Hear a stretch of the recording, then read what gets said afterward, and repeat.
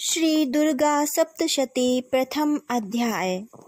ओम अस्य श्री प्रथम चरितस्य ब्रह्मा ऋषि श्री महाकाली देवता गायत्री छंदा नंदा शक्ति रक्तदंतिका बीजम अग्निस्तत्वं ऋग्वेदः स्वरूपम श्री महाकाली प्रीत्यर्थे प्रथम चरित्र जपे विनियोगः।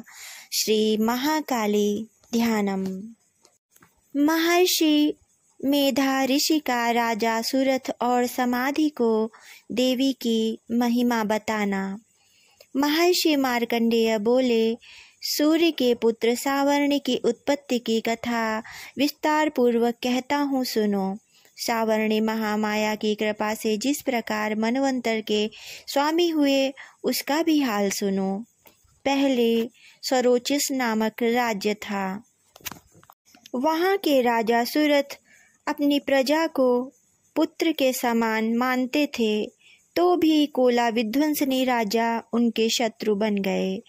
दुष्टों को दंड देने वाले राजा सूरथ की उनके साथ लड़ाई हुई।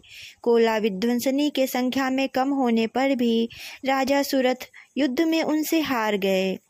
तब वह अपने नगर में आ गए। केवल अपने देश का राज्य ही उनके पास रह गया और वह उसी देश के राजा होकर राज्य करने लगे। किंतु उनके शत्रुओं ने उन पर वहां भी आक्रमण कर दिया। राजा को बलहीन देखकर उसके दुष्ट मंत्रियों ने राजा की सेना और खजाने पर अपना अधिकार कर लिया। राजा सुरथ अपने राज्याधिकार को हार कर शिकार खेलने के बहाने घोड़े पर सवार होकर वहां से एक भयंकर वन की ओर चल दिए। उस वन में उन्होंने महर्षि मेधा का आश्रम देखा। वहां मेधा महर्षि अपने शिष्यों के साथ सुशोभित बैठे हुए थे और वहां कितने ही हिंसक जीव परम शांति भाव से रहते थे। राजा सूरथ ने महर्षि मेधा को प्रणाम किया और महर्षि ने भी उनका उचित सत्कार किया। राजा सूरथ महर्षि के आश्रम में कुछ समय तक ठहरे। अपने नगर की ममता के आकर्षण से राजा अपने मन में सोचने लगे, पूर्व काल में पूर्वजों ने जिस नगर का पालन किया था वह आज मेरे हाथ से निकल गया। मेरे दुष्ट एवं दुरात्मा मंत्री मेरे नगर की अब धर्म से रक्षा कर रहे होंगे या नहीं। मेरा प्रधान हाथी, जो कि सदा मद की वर्षा करने वाला और शूरवीर था, मेरे शत्रुओं के वश में होकर न जाने क्या दुख भोग रहा होगा। मेरे आज्ञाकारी नौकर, जो मेरी कृपा से धन और भोजन पाने से सदैव सुखी रहते थे और मेरे पीछे पीछे चलते थे, अब निश्चय ही दुष्ट राजाओं का अनुसरण करते होंगे तथा मेरे दुष्ट एवं दुरात्मा मंत्रियों द्वारा व्यर्थ ही धन को व्यय करने से संचित किया हुआ मेरा खजाना एक दिन अवश्य खाली हो जाएगा। इस प्रकार की बहुत सी बातें सोचता हुआ राजा निरंतर दुखी रहने लगा। एक दिन राजा सूरथ ने महर्षि मेधा के आश्रम के निकट एक वैश्य को देखा। राजा ने उससे पूछा, भाई तुम कौन हो? यहाँ तुम्हारे आने का क्या कारण है और तुम मुझे शोकग्रस्त अनमने से दिखाई देते हो, इसका क्या कारण है? राजा के यह नम्र वचन सुन वैश्य ने महाराज सूरथ को प्रणाम करके कहा। वैश्य बोला, राजन, मेरा नाम समाधि है। मैं धनियों के कुल में उत्पन्न एक वैश्य हूँ। मेरे दुष्ट स्त्री पुत्रादिकों ने लोभ से मेरा सब धन छीन लिया है और मुझे घर से निकाल दिया है। मैं इस तरह से दुखी होकर इस वन में चला आया हूँ और यहाँ रहता हुआ मैं इस बात को भी नहीं जानता कि अब मेरे घर में सब कुशल मंगल से हैं अथवा नहीं। यहाँ मैं अपने परिवार का आचरण संबंधी कोई समाचार भी नहीं पा सकता कि वह घर में इस समय कुशल पूर्वक है या नहीं। मैं अपने पुत्रों के संबंध में यह भी नहीं जानता कि वह सदाचारी हैं या दुराचार में फंस गए हैं। राजा बोले, जिस धन के लोभी स्त्री पुत्रों ने तुम्हें घर से निकाल दिया है, फिर भी तुम्हारा चित्त उनसे क्यों प्रेम करता है? वैश्य ने कहा, मेरे विषय में आपका ऐसा कहना ठीक है, किंतु मेरा मन इतना कठोर नहीं है। यद्यपि उन्होंने धन के लोभ में पड़कर पितृ स्नेह को त्याग कर मुझे घर से निकाल दिया है, तो भी मेरे मन में उनके लिए कठोरता नहीं आती। हे महामते, मेरा मन फिर भी उनमें क्यों फंस रहा है? इस बात को जानता हुआ भी मैं नहीं जान रहा। मेरा चित्त उनके लिए दुखी है। मैं उनके लिए लंबी लंबी सांसें ले रहा हूँ। उन लोगों में प्रेम नाम बिल्कुल भी नहीं। फिर भी ऐसे निस्नेहियों के लिए मेरा हृदय कठोर नहीं होता। महर्षि मार्कंडेय जी ने कहा, हे ब्राह्मण। इसके पश्चात महाराज सुरथ और वह वैश्य दोनों महर्षि मेधा के समीप गए और उनके साथ यथा योग्य न्याय संभाषण करके दोनों ने वार्ता आरंभ की। राजा बोले, हे भगवान, मैं आपसे एक बात पूछना चाहता हूँ, सो आप कृपा करके मुझे बताइए।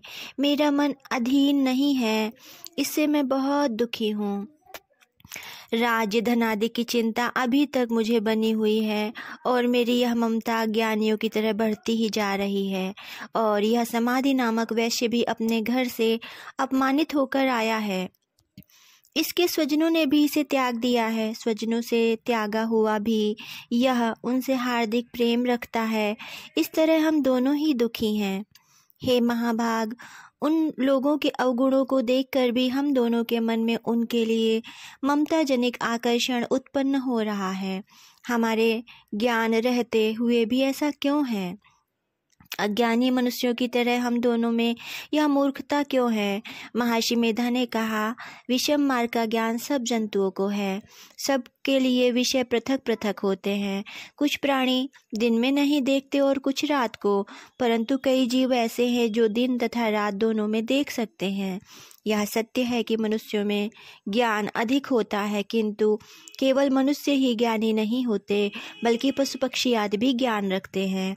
जैसे यह पशु पक्षी ज्ञानी है, वैसे ही मनुष्यों का ज्ञान है, और जो ज्ञान मनुष्यों में वैसे ही पशु पक्षियों में है, तथा अन्य बातों में दोनों एक जैसे पाए जाते हैं। ज्ञान होने पर भी इन पक्षियों की ओर देखो कि अपने भूख से पीड़ित बच्चों की चोंच में कितने प्रेम से अन्न के दाने डालते हैं। हे राजन, ऐसा ही प्रेम मनुष्यों में अपनी संतान के प्रति भी पाया जाता है। लोभ के कारण अपने उपकार का बदला पाने के लिए मनुष्य पुत्रों की इच्छा करते हैं और इस प्रकार मोह के गड्ढे में गिरा करते हैं। भगवान श्री हरि की जो माया है, उसी से यह संसार मोहित हो रहा है। इसमें आश्चर्य की कोई बात नहीं है, क्योंकि वह भगवान विष्णु की योग निद्रा है। यह माया ही तो है जिसके कारण संसार मोह में जकड़ा हुआ है। यही महामाया भगवती देवी ज्ञानियों के चित्त को बलपूर्वक खींचकर मोह में डाल देती हैं और उसी के द्वारा संपूर्ण जगत की उत्पत्ति होती है। यही भगवती देवी प्रसन्न होकर मनुष्य को मुक्ति प्रदान करती हैं।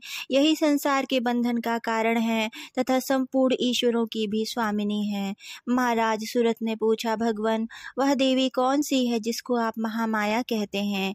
हे ब्राह्मण, वह कैसे उत्पन्न हुई और उसका कार्य क्या है? उसके चरित्र कौन कौन से हैं?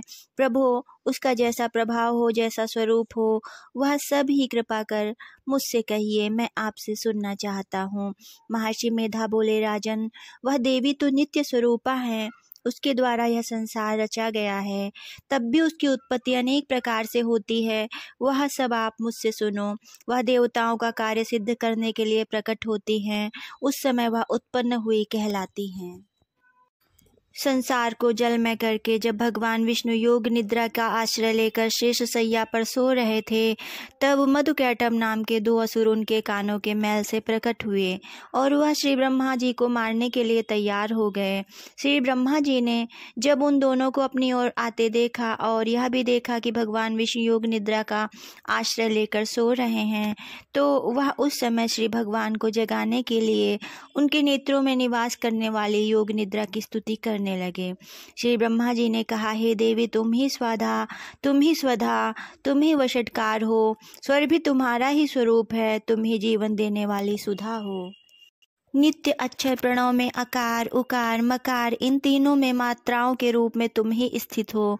इनके अतिरिक्त जो बिंदु रूपी अर्धमात्रा है, जिसका कि विशेष रूप से उच्चारण नहीं किया जा सकता, हे देवी, वह भी तुम ही हो। हे देवी, संध्या, सावित्री तथा परम जननी तुम ही हो। तुम इस विश्व को धारण करने वाली हो। तुमने इस जगत की रचना की है और तुम ही इस जगत का पालन करने वाली हो। तुम ही कल्प के अंत में सबको भक्षण करने वाली हो। हे देवी, जगत की उत्पत्ति के समय तुम सृष्टि रूपा हो, पालन काल में स्थिति रूपा हो और कल्प के अंत में संहार रूप धारण कर लेते हो। तुम ही महामाया, महाविद्या, महामेधा, महारात्रि और मोहरात्रि हो। हे ईश्वरी और बोध स्वरूपा बुद्धि भी तुम ही हो। लज्जा, पुष्टि, तुष्टि, शांति और क्षमा भी तुम ही हो। तुम खड्गधारणी, शूलधारणी, घोर रूपा तथा गदा, चक्र, शंख और धनुष को धारण करने वाली हो। बाण, भुसुंडी और परिधि यह भी तुम्हारे ही अस्त्र हैं। तुम सौम्य और सौम्यतर हो। यही नहीं बल्कि जितनी भी सौम्य तथा सुंदर वस्तुएं इस संसार में हैं, उन सब से बढ़कर सुंदर तुम ही हो। पर और अपर सबसे पर रहने वाली सुंदर तुम ही हो। हे सर्वस्वरूपे देवी, जो भी असत सत पदार्थ हैं और उनमें जो शक्ति है वह तुम ही हो। ऐसी अवस्था में भला तुम्हारी स्तुति कौन कर सकता है। इस संसार की सृष्टि, पालन और संहार करने वाले जो भगवान हैं, उनको भी जब तुमने निद्रा के वशीभूत कर दिया है, तो फिर तुम्हारी स्तुति कौन कर सकता है। मुझे भगवान विष्णु तथा भगवान शंकर को शरीर धारण कराने वाले तुम ही हो। तुम्हारी स्तुति करने की शक्ति किस में है। हे देवी, तुम तो अपने इन उदार प्रभावों के कारण ही प्रशंसनीय हो। मधुर कैटभ जो भयंकर असुर है, इन्हें मुंह में डाल दो और श्री हरि भगवान विष्णु को भी जल्दी जगा दो और उनमें इनको मार डालने की बुद्धि भी उत्पन्न कर दो। महर्षि मेधा बोले, हे राजन, जब श्री ब्रह्मा जी ने देवी से इस प्रकार स्तुति करके भगवान को जगाने तथा मधु और कैटभ को मारने के लिए कहा, तो वह भगवान श्री विष्णु के नेत्र, मुख, नासिका, बाहु, हृदय और वक्ष स्थल से निकलकर ब्रह्मा जी के सामने खड़ी हो गईं। उनका ऐसा करना था कि भगवान श्री हरि तुरंत जाग उठे और दोनों असुरों को देखा, जो कि अत्यंत बलवान तथा पराक्रमी थे और मारे क्रोध के जिनके नेत्र लाल हो रहे थे और जो ब्रह्मा जी का वध करने के लिए तैयार थे। तब क्रुद्ध हो उन दोनों दुरात्मा असुरों के साथ भगवान श्री हरि पूरे 5000 वर्ष तक लड़ते रहे। एक तो वह अत्यंत बलवान तथा पराक्रमी थे, दूसरे माया ने भी उन्हें मुंह में डाल रखा था।